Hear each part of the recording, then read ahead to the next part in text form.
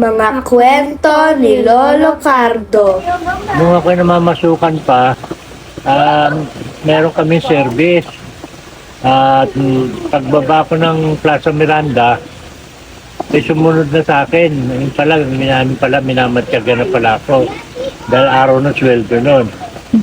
Pagkatapos, tinutukan ako ng balisong at dinala ako sa gilid ng Plaza Miranda.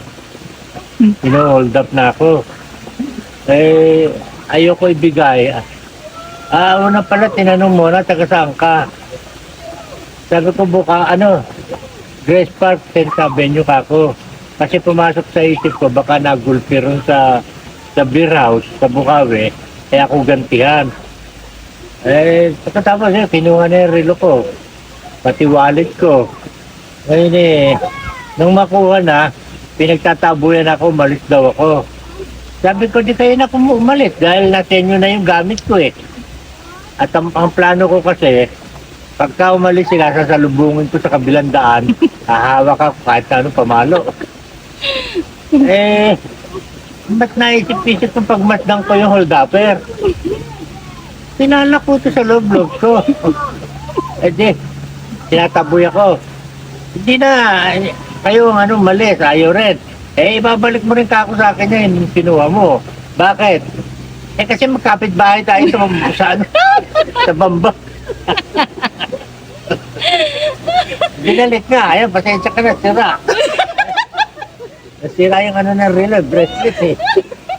Binalik sa inyo, Tay. Oo. Tapos binalik sa akin, ayun, pasensya ka na, sira ang bracelet.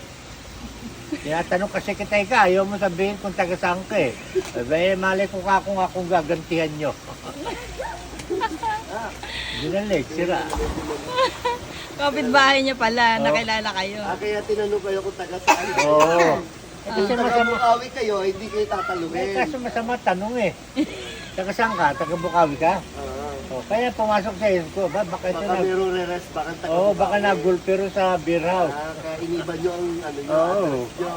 Kumbaga nag-iisip din ako na baka mamaya mapagnalaman taga Bukawi ako, banatan ako ron.